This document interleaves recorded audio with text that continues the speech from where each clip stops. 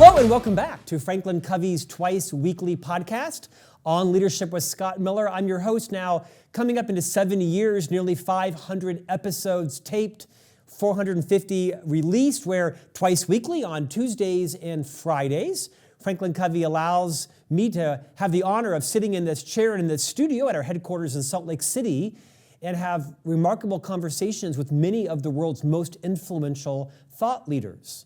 It's been an amazing journey. I've chronicled much of it in two of my books, Master Mentors from HarperCollins, because the insights that come from our guest, not from the host, from our guest can be life-changing. Franklin Covey, of course, known as the world's most trusted leadership firm, founded in part by our co-founder Stephen R. Covey, who wrote the insanely popular and influential book, The 7 Habits of Highly Effective People. This is the mission of the company, is to help you become more effective, a better leader, to help you execute and achieve what are your own great purposes, to achieve greatness in people and organizations everywhere. Sometimes we interview CEOs, Fortune 50, C-suite leaders. Sometimes they are celebrities, academics, researchers. Sometimes they're people that have dedicated their life to working through a trauma they experienced and summon the courage and vulnerability to come and teach through it. Other times they may not be household names, but they've done something remarkable, like today's guest. Today's guest is Michael Chad Hoeppner. He is a communication expert and has just released a best-selling book aptly titled For those of you who are listening on audio, UM is crossed out with a giant red X on the cover. Don't say is the name of the book, How to Communicate Effectively to Live a Better Life. Michael Chad Hoeppner, welcome to On Leadership. Thank you so much. I'm very, very happy to be here. I am elated for your success. The book is titled Don't Say How to Communicate Effectively to Live a Better Life, a topic that is near to dear in my heart. Many of our subscribers to the podcast, no doubt, connect with me, our friends or our connections on any number of social media platforms. And they also know I'm very passionate about verbal communication because I'm not great at it. My whole life I have suffered and struggled with a speech impediment. I am a consummate stutterer and have been through about 50 years of my life, braces 4 times, Invisalign, speech therapist, speech pathology. I employ 2 speech coaches because I speak for a living, both on multiple podcasts, a radio program, and a lot of keynotes.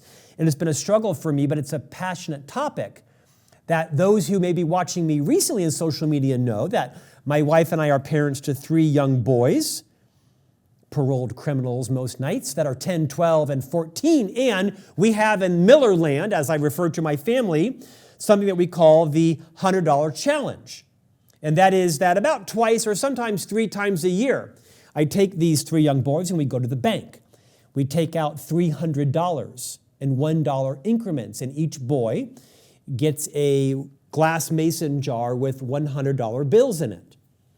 And then they get penalized over the course of 7 days for every verbal infraction, which include dude, bro, B-R-O, bruh, B-R-U-H,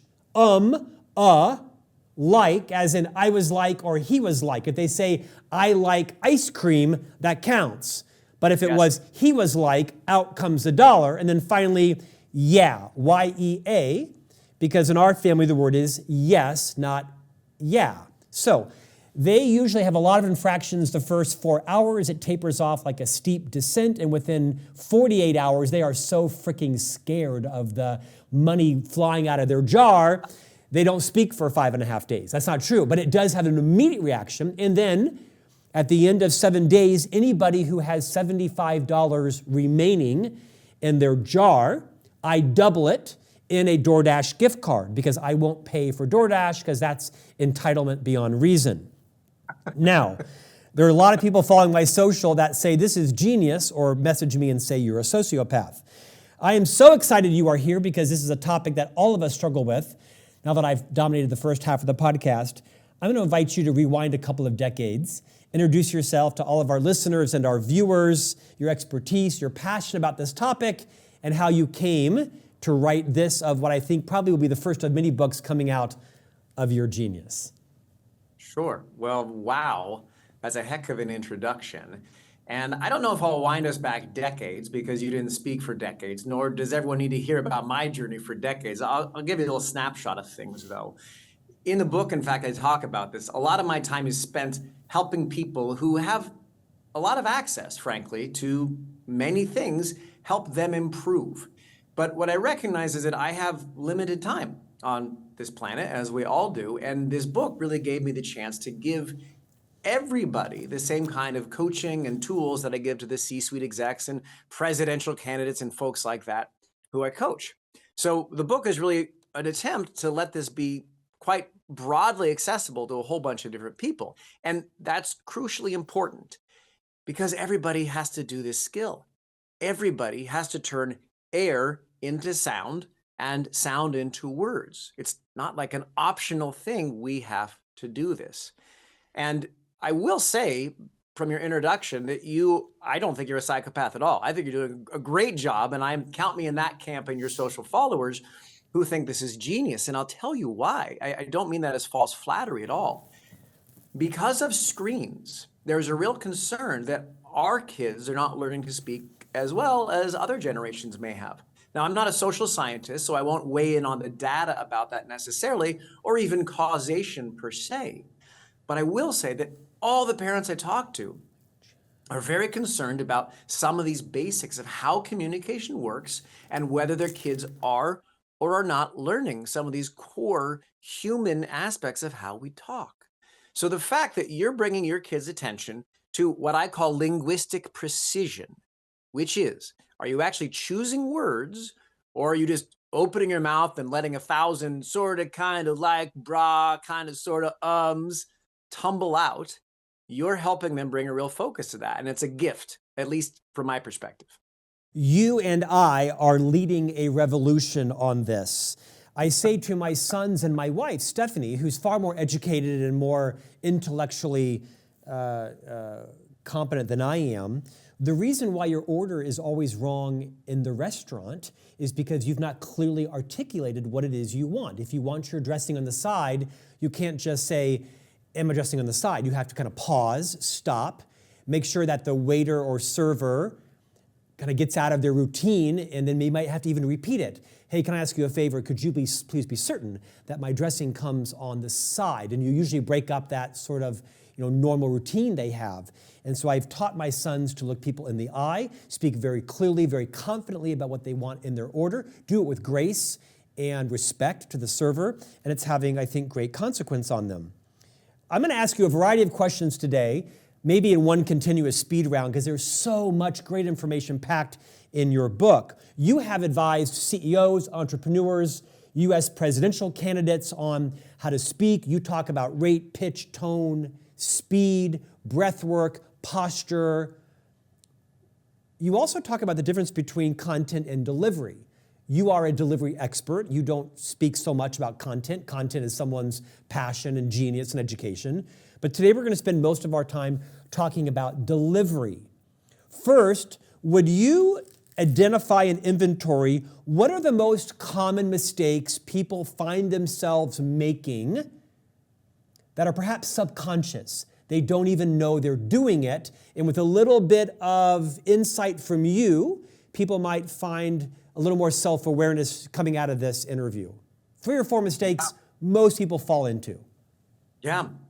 I'm actually going to start with one mistake because the one mistake leads to the most common 3 or 4. And I am going to stick to the category of delivery, which, to be very clear, everybody, delivery is how you say stuff, not what you say. And you can remember this for the rest of your life with a quick exercise I outline in the book, which is if you put your hands up in the air like you're looking through imaginary binoculars, your left hand looks like a letter C and your right hand like the outer half of a capital D. So your 2 hands can stand for content and delivery. And we are going to stick mostly, at least my contribution to the conversation, mostly on the side of delivery. The big mistake that people make is that they essentially turn their gaze and their focus inward in high-stakes communication situations. So they begin to get obsessed about themselves and self-conscious, and this is the death of good communication.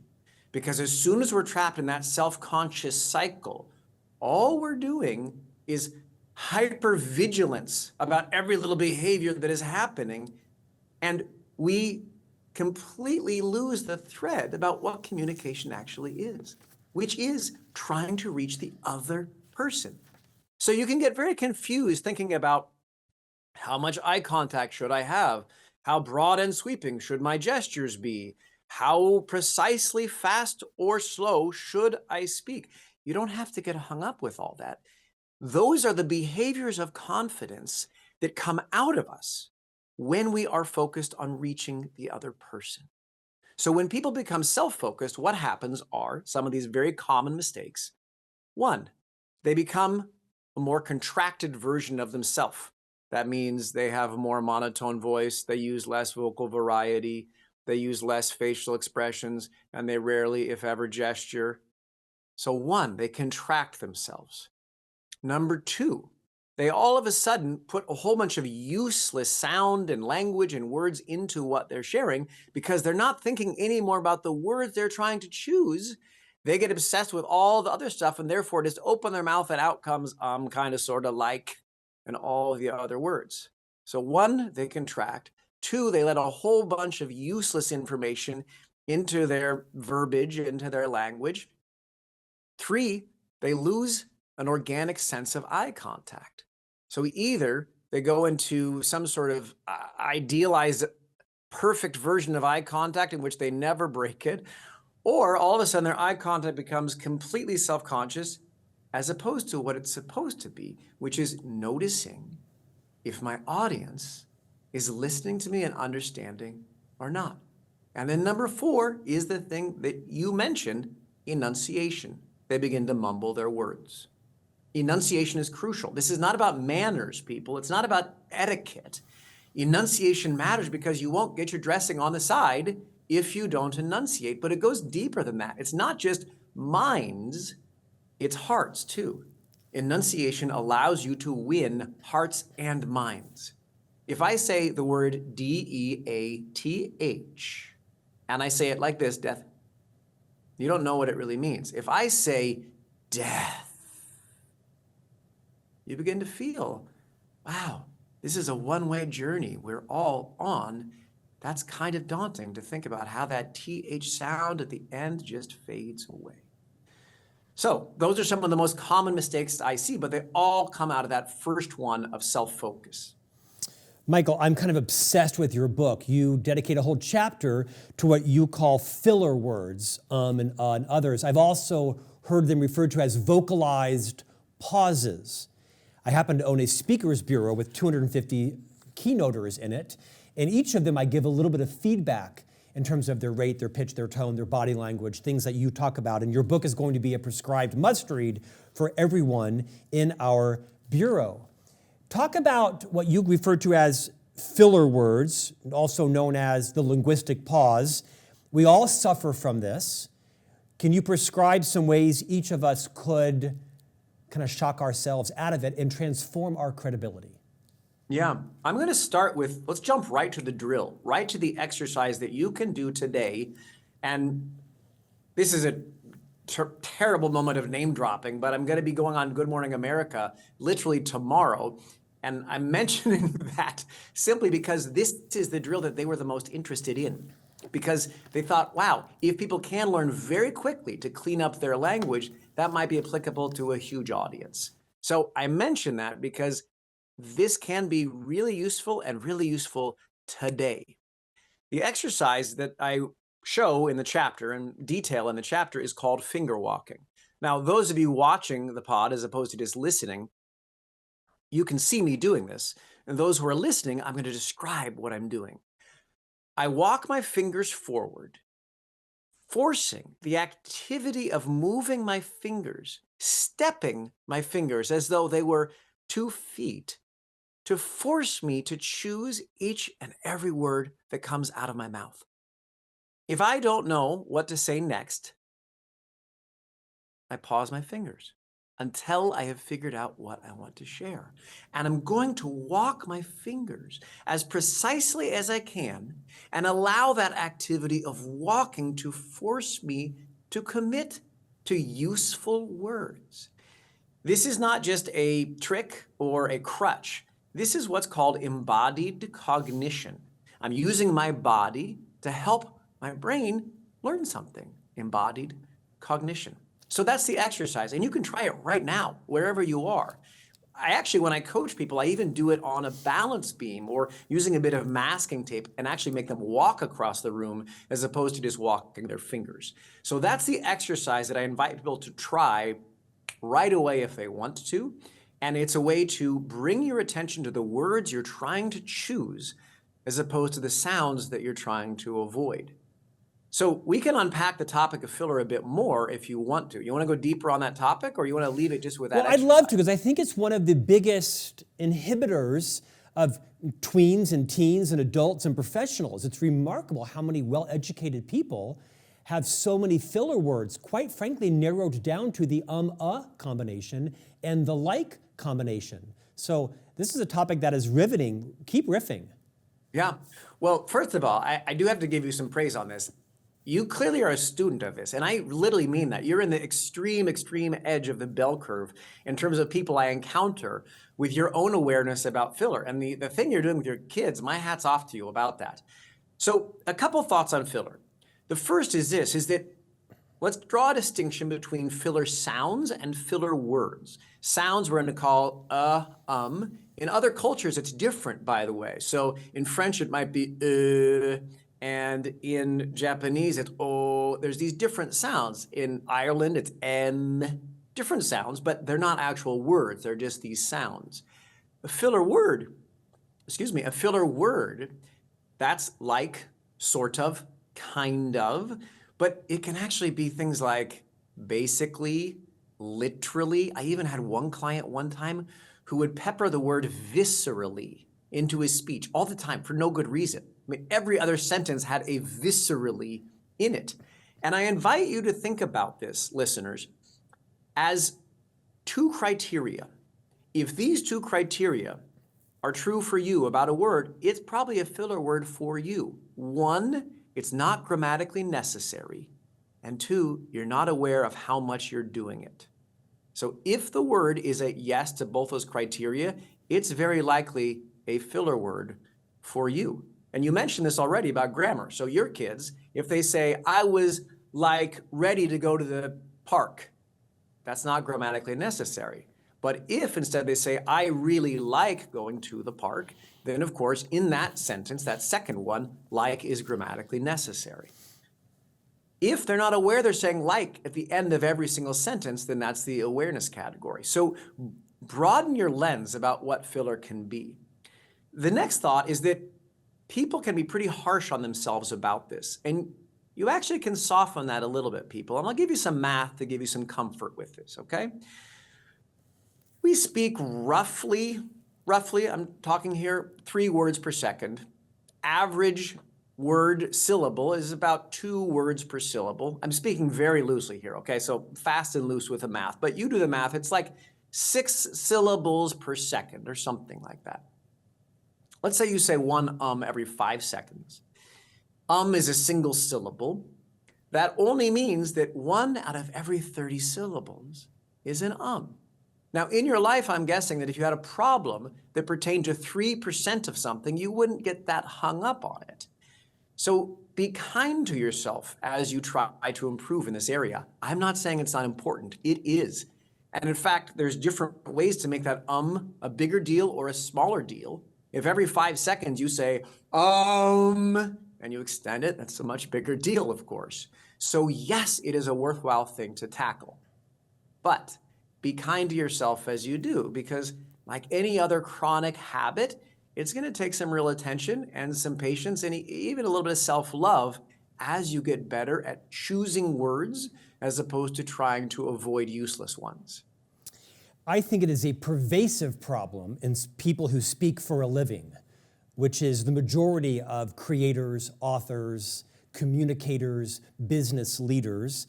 I have a very dear friend who's a very competent communicator, and every time they take a breath, they vocalize it over the sound Hey, we're good friends now, so I'm going to share a story.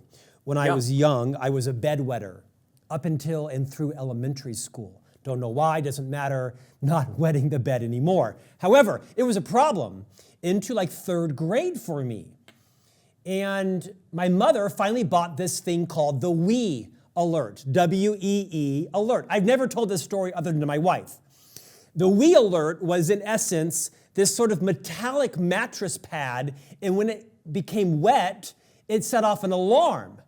And at nighttime, my mom would have to come in, change the sheets, change my underwear. The point of this horrifically vulnerable story is, oh, you only have to have the WEE alert on your bed for about 2 to 3 weeks and you get conditioned and you stop. Now, moving over my bedwetting adolescence, people ask me all the time, Scott, how do I stop saying or and like? And I say, hey, if you want to stop it, I can cure you in 3 days or less. Appoint your wife, your partner, your girlfriend, your assistant, whoever, and have them call you out every time you say this. You will quickly realize how frequently you are saying it. Perhaps you don't advocate that, but with my children, the boys, I will call them out somewhat militantly, I recognize, and they know I'm a bit demonstrative. I'm guessing you don't advocate that, but this is a pervasive problem and otherwise very, very competent people. Maybe we should wrap up this piece, but is there anything else you might advise people to do to immediately recognize how pervasive an issue this is in their own communication style? Yeah, I agree. It is a problem, for sure. My point is not that you shouldn't get hung up on it. You should try to learn how to improve this. My point is to be nice to yourself as you do. But you should have both, meaning you're talking about essentially a stick. The other side is a carrot. Carrot or stick, negative reinforcement, positive reinforcement. And the quickest way to change is both of those things. So I'll give you an example of negative reinforcement. That same client I talked about that said viscerally all the time. We also, during the exercise of using the finger walking technique, I had a big glass jar and a whole bunch of candies, hard wrap candies. And every time he said an a like, a kind of, a sort of, or a viscerally, I would dump one of the pieces of candy in the jar. Very quickly, he realized he was filling the entire jar in minutes. And then pretty quickly, he got better simply because of the awareness. So yes, you do have to have that negative reinforcement too. And you're right. But those first 3 days are going to be this kind of hyper awareness of, oh my gosh, I say this so much of the time. You have to add on the other side, okay, now that I'm chronically aware of how much I say it, how do I do better? And the key thing there is that people have to get better, not just at avoiding those words, but at choosing powerful, useful, potent, accurate words instead of all that useless stuff that just comes out of your mouth. Michael, in a 23-minute interview, I talked for the first 5 minutes, but you've talked for most of the rest of it. I've only heard one like and one from you. I counted them. One in 18 minutes, which is quite low. You strike me as a very intentional communicator. You know what you're going to say because you've practiced it. I know I interrupted you. Talk, after you finish your point, talk about the importance of being able to practice and even practice out loud. Finish your thought, I apologize, and then address the intentionality of practice. Yeah, no, I'm happy to. Thank you for interrupting me. You go ahead anytime you want to. So just to put a bow on that, choosing actual words, potent words, useful words. Try the finger walking technique. But there's other things you can do as well. And each of these are in the book. You can use an impediment. That's in the chapter on enunciation. Speak with an impediment in your mouth. That will help as well. You can do an exercise called silent storytelling, in which essentially you lip sync. Someone has to be able to read your lips, read the expressions on your face, and even follow your hand gestures as clearly as possible to understand what you're saying, even without the sound of your voice. Why does this take away the ums? Well, look at how much concentration you need to put on which words you're choosing if someone has to be able to read your lips. So all of a sudden, your communication instrument is marshaled to be intentional as opposed to totally passive, and your language gets cleaned up right away. So use both the carrot and the stick to improve, and this, what I agree with you, is really a crisis or maybe an epidemic. I'm going to jump to your next question now, if that's okay. Please, talk about how important it is to practice and perhaps even practice out loud in front of someone. Yeah, I don't just think practice is crucial. I think practice will actually help you come up with better stuff to say. So it's not just thinking of what you should say and then practicing it. No. If you get good at an exercise I call out loud drafting, it will actually help you come up with the material in the first place. So very often, if I'm coaching someone on a speech, I don't let them start by writing out a big long outline and writing out the script and their introductory remarks. No, they don't get to type first. The first thing they have to do is out loud drafting. They stand up, walk around the room, and I give them an open-ended prompt, something like, if your audience is only going to remember one thing from this, what should it be? And then they start talking.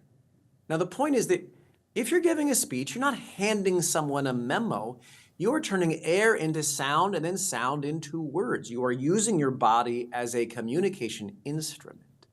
So why would you devise all those ideas by doing something totally unrelated to speaking, which is writing? So yes to practicing, but even practicing to actually devise the content. And if I cannot draw a sharp enough line under this, the more you begin to treat all of the words that come out of your mouth all day long as opportunities to practice, the better and better you will get at speaking.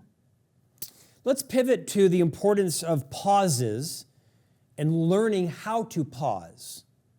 This is difficult, I think, for someone like me, who is a trained communicator, meaning trained so that I can overcome my stutter or my speech impediment.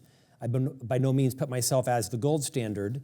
I certainly could learn more breath work. We'll talk about breathing in a moment. Talk about how someone integrates into their style and repertoire intentional pausing.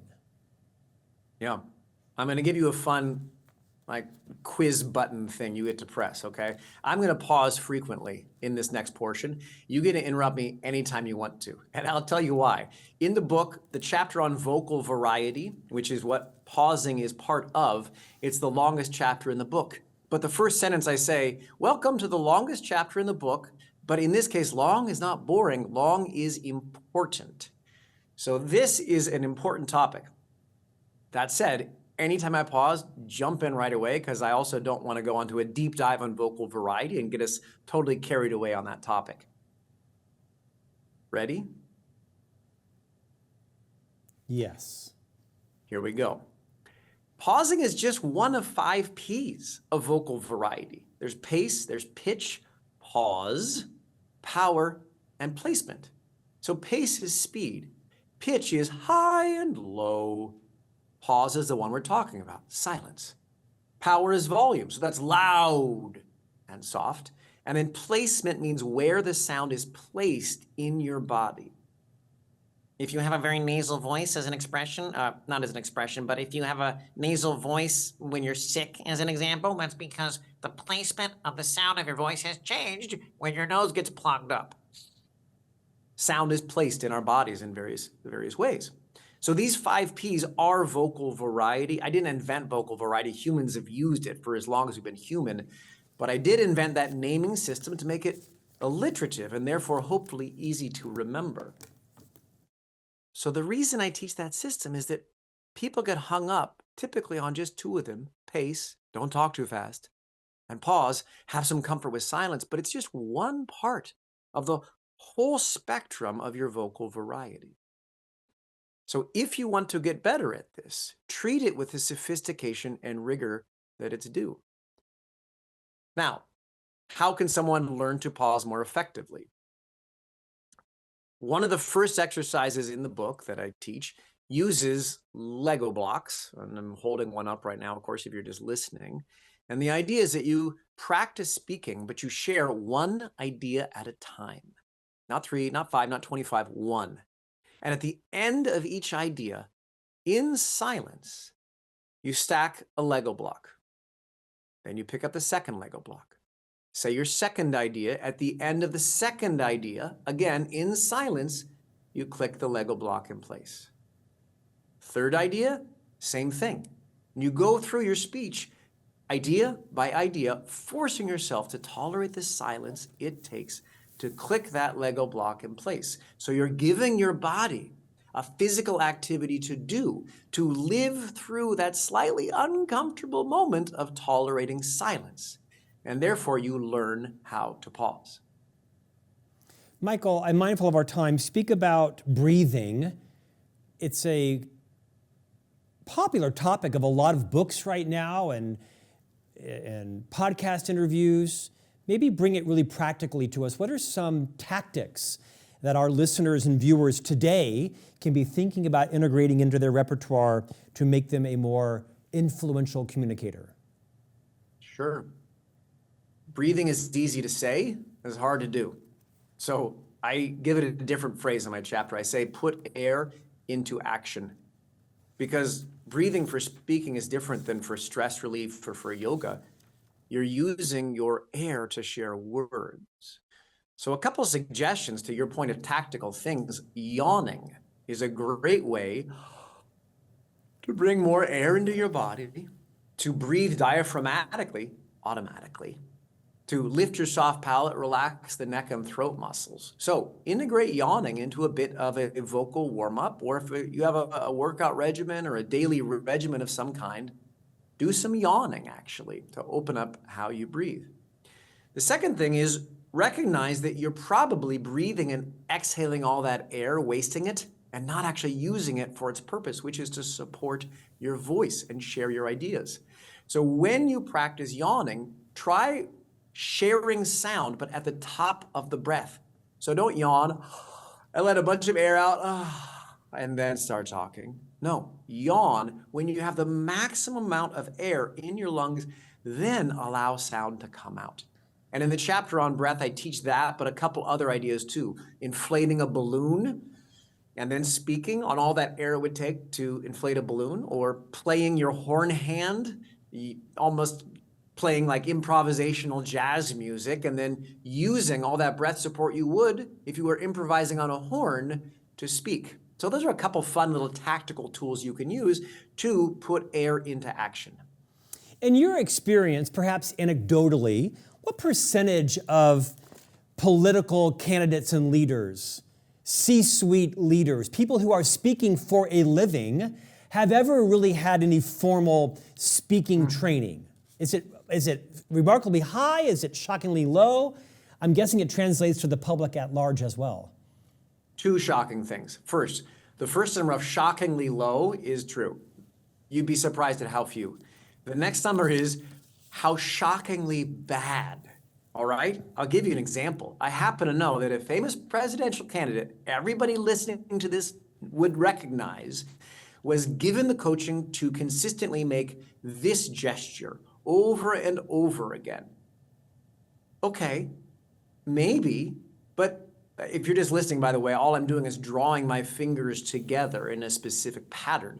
Well, maybe you would make that gesture if you were talking about, I don't know, bringing together threads of yarn or something, but you wouldn't do it repetitively for no good reason in real life. Well, you would if you wanted to be mocked on Saturday Night Live, but otherwise. Yes, exactly, which is why like political gestures, the closed thumb pointed thing, it gets ridiculed mercilessly because it seems completely inauthentic, which it is. And a lot of the coaching, even at the highest levels, you'd be shocked at how output-based it is. Hold eye contact for 8 to 12 seconds. Make gestures emphatically on certain key points. Only speak in the lower third of your voice at all times. I mean, the ideas maybe sound from where they come from, but the implementation is totally reductive. So a lot of the coaching folks get is really quite dreadful, honestly. I want to give you a compliment, by the way. You keep saying like, I'm not the best communicator, or, I've had to work at this very hard. You're a great communicator. And I know something about this subject, and I've also been on a lot of podcasts. So whether it has just been by nose to the grindstone, getting better and better and better, honestly, hats off to you. And I applaud you for that, because you've demonstrated an incredible growth mindset that I would assume is a huge inspiration to your audience. But look, much more crucially, an inspiration to your kids, I would assume too. So the political leaders out there, the CEOs, may not even treat this nearly as importantly as you do. Good job to you. That's kind of you. It's true. I mean it 100%. I appreciate it tremendously. I was not searching for that. You write a chapter about posture and physicality and intentional movement. let's finish our time and give us some tips around the importance of integrating that into not just your breath work, your intentionality, the words you use, but how you leverage your posture and your physical stage, metaphorically or literally, presence. Yeah. Everyone, please relinquish forever the idea that posture is about manners or etiquette or making a good impression. Posture is important for all those things. It does make a good impression. It's good for manners, blah, blah, blah. But it's much deeper than that. Posture is you using your body in as kind and as efficient a way as you possibly can to have a good life, to help your neck feel better, to help you breathe more. And if you're concerned about how you speak, posture is crucial, because if breath is the fuel of our speaking, you can't breathe effectively if you're all slumped over. In order to breathe and to have enough air to support your voice, your diaphragm has to drop down. To do that, it has to push your guts out of the way. If you're all slumped over, there's not as much room for your diaphragm to do that very basic activity. But it's easy to say that. It's hard to do. Why? Because we get this really bad coaching about posture too. And that sounds like sit up straight, stand up straight, or pull your shoulders back. Both of those adjustments just make us use more muscle energy. We get fatigued, we get burnt out, and we stop and we collapse and we feel worse about ourselves. So instead, I invite you to think about posture as simply being as tall as you are. And I invite you to think about it from grace and ease and release as opposed to muscle effort. And here's a fun way to do it. I want you to put on a paper crown. In the book, I have a page you can actually rip out and make your own paper crown, but you can do it at home right now if you want to with construction paper or any kind of crown. And I want you to put the crown on your head.